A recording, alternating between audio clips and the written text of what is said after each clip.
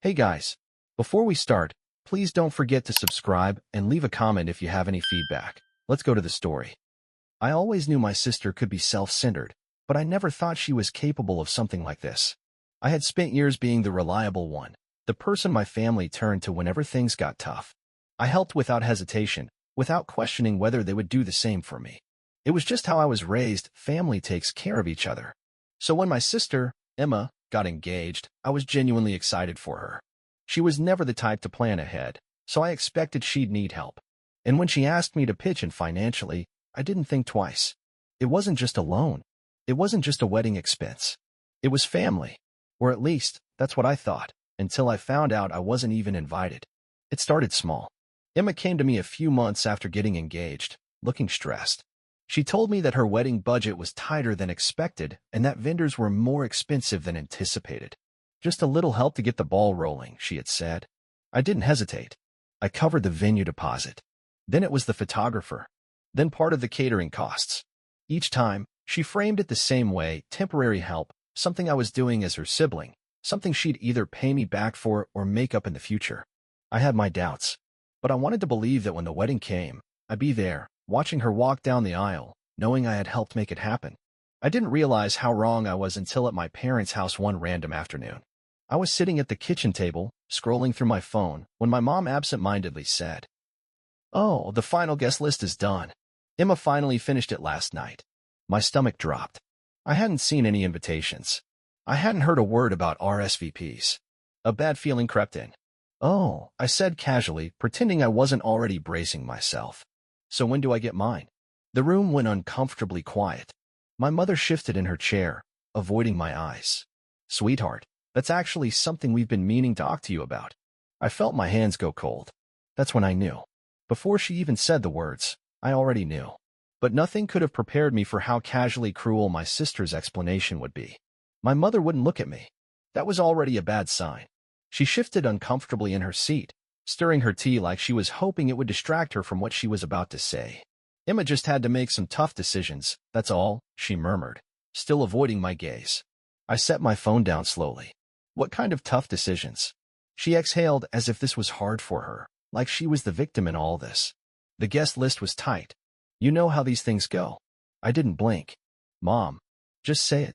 She hesitated for a fraction of a second before finally meeting my eyes. "You're not invited." The words hit me like a physical blow. I let out a short laugh, not because it was funny, but because it was the only thing keeping me from completely losing it. "You're kidding." Silence. A long, heavy pause stretched between us, confirming everything. I shook my head, leaning back in my chair. "I paid for half of this wedding." Mom winced. "Honey, it's not like that." "Oh, it's not?" I asked, my voice too calm. "Because it sure as hell seems like I was good enough to fund the wedding, but not good enough to attend it." She let out a frustrated sigh, like I was being unreasonable. "Emma just wants everything to be perfect. You know how she is." "Yeah, I do," I said sharply. "Which is why I want to hear this from her." I grabbed my phone and called Emma before my mother could stop me. She picked up on the second ring, sounding annoyed. "What?" "I just heard something really interesting," I said, my voice flat. "I'm not invited to your wedding." There was a beat of silence. Then she sighed dramatically.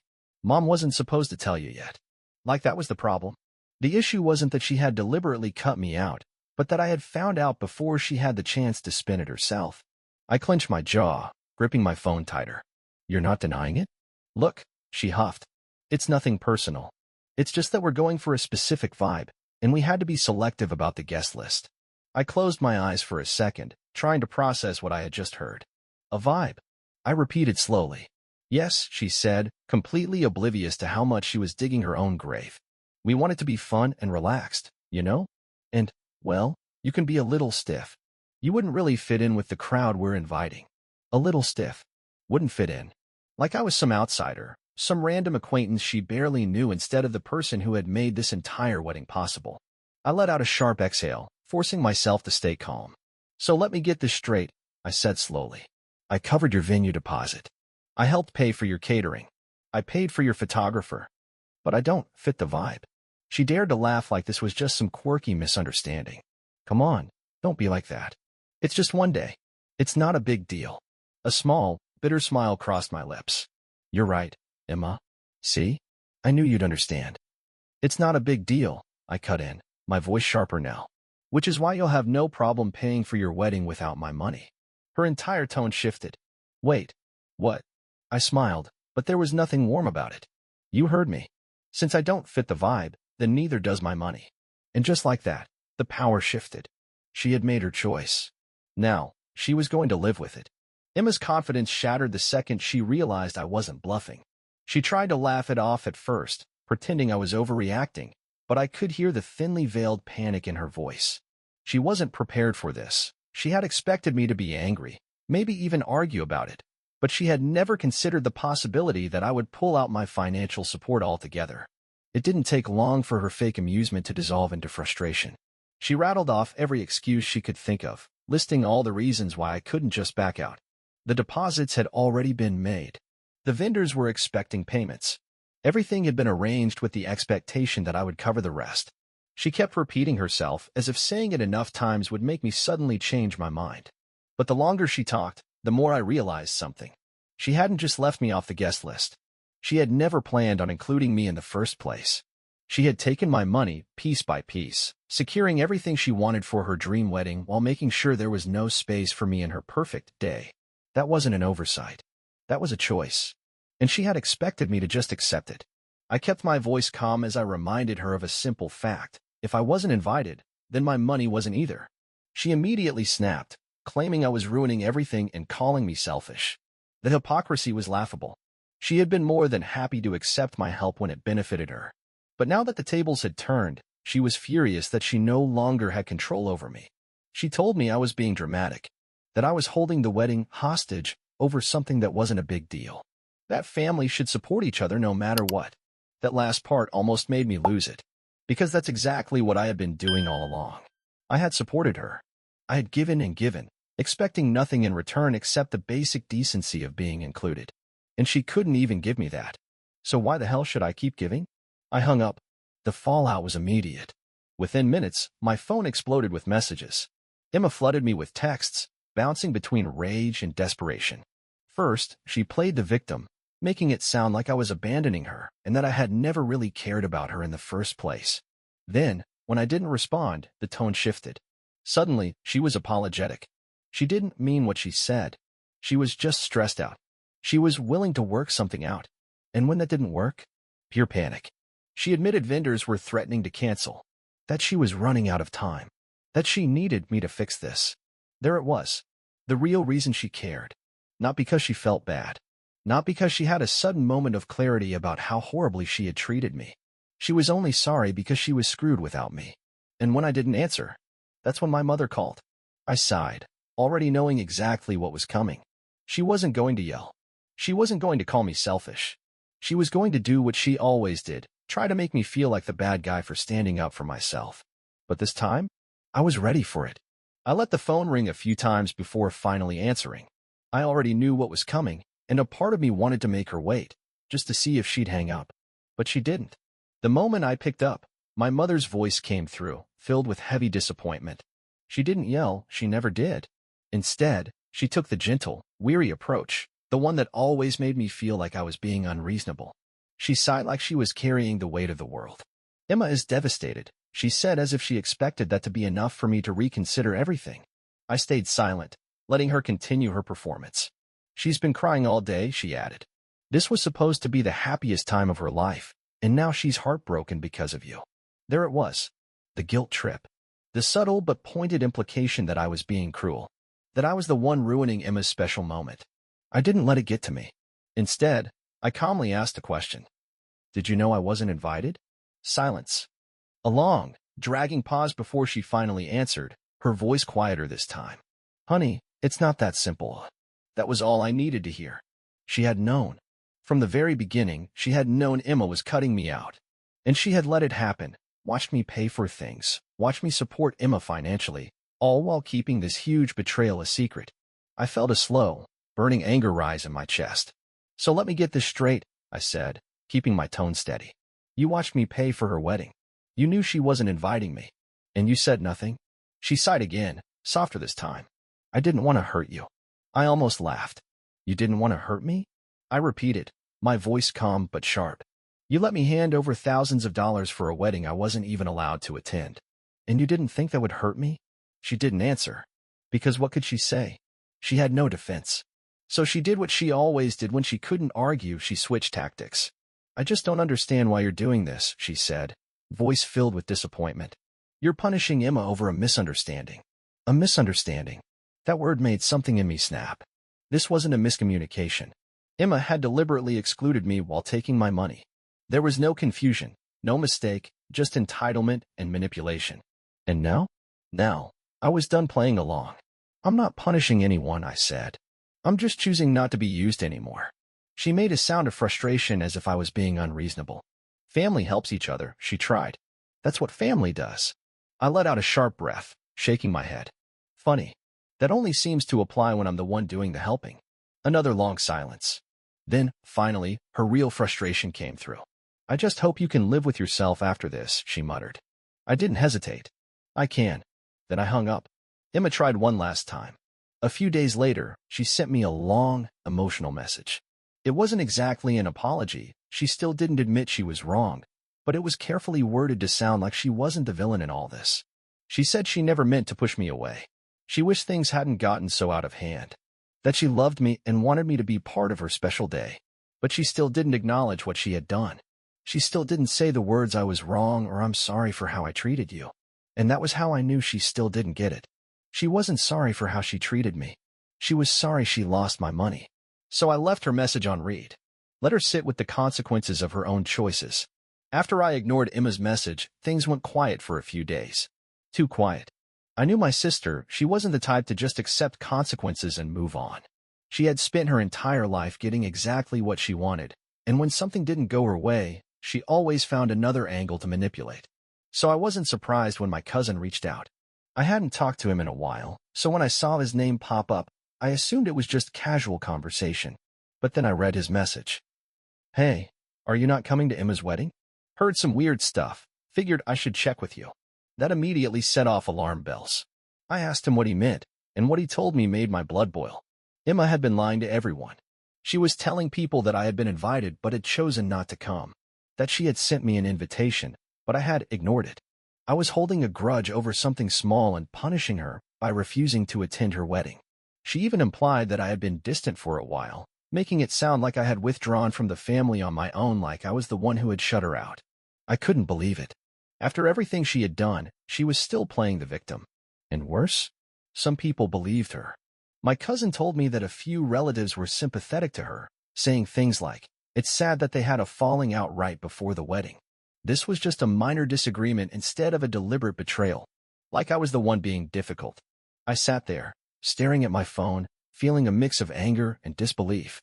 She wasn't just trying to save face, she was rewriting history.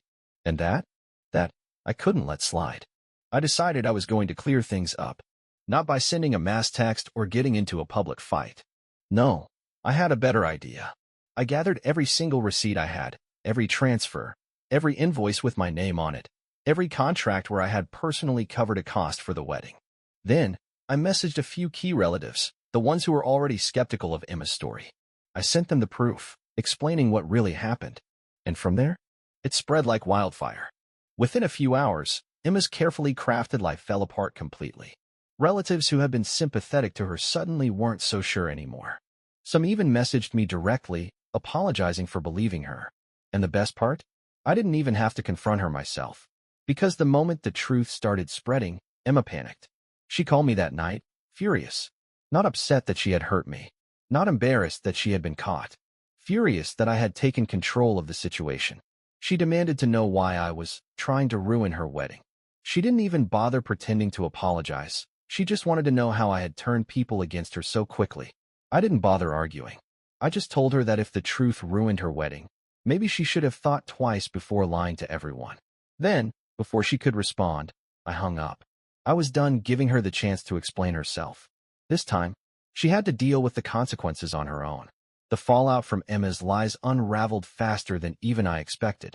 I wasn't the one spreading the truth anymore. I didn't have to. Once I had sent my receipts to a few key relatives, the story took on a life of its own. The more people heard about what actually happened, the less sympathy Emma had left. And the best part? She couldn't do a damn thing to stop it. The wedding day arrived, and while I wasn't there to witness it firsthand, I heard plenty about what went down. Not everything had gone as planned. Even beyond the last-minute financial disasters, Emma's wedding had been a logistical mess. The downgraded catering left guests unimpressed, and the cutbacks on decorations made the venue feel bare compared to what had originally been envisioned. People noticed.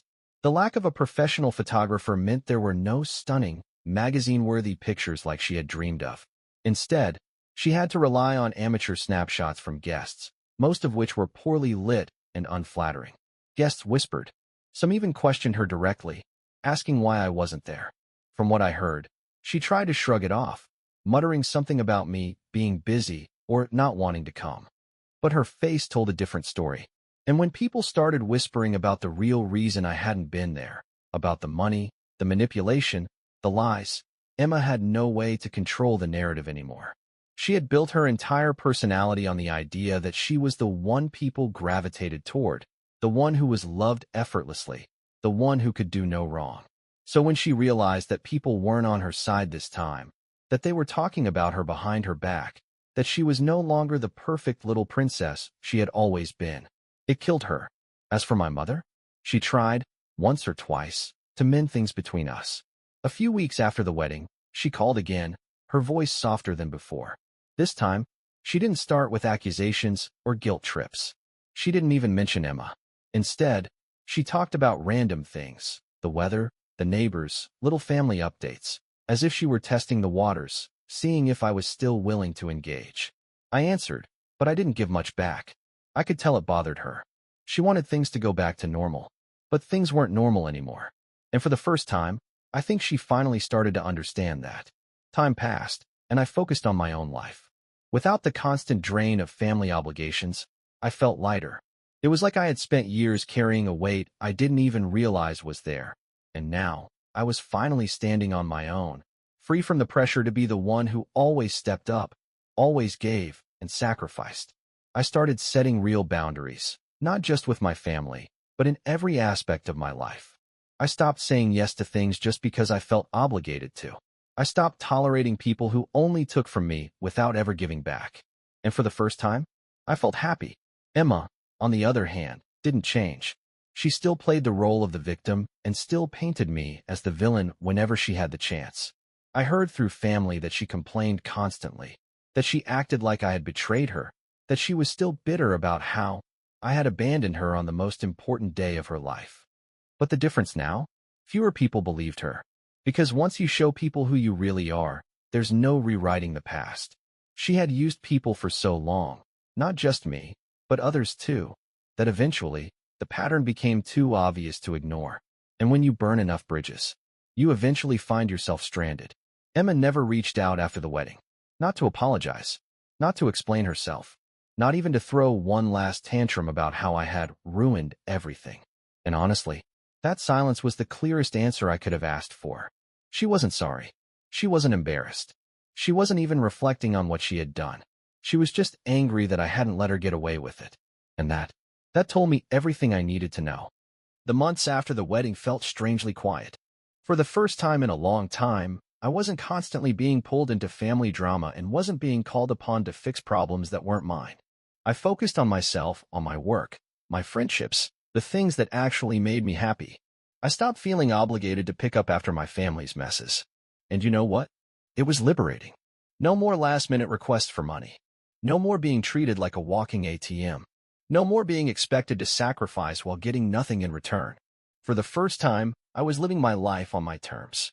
As for Emma, well, the wedding day might have come and gone, but the consequences of her choices stuck around. Some of our relatives never looked at her the same way again. The ones who had believed her lies felt betrayed when the truth came out. A few even distanced themselves completely. It turns out that when you spend years manipulating people and taking them for granted, there comes a time when they stop giving you the benefit of the doubt. And my mother? She still reaches out occasionally, but it's never about Emma. It's always a casual, surface-level conversation. I think she knows there's no fixing this, not in a way that brings things back to how they were. Because things aren't the same anymore. And they never will be. People like Emma don't change. Not unless they actually want to. And I've accepted that she never will. So I moved on. And for the first time, I don't feel obligated to fix anything. Because some things aren't worth fixing.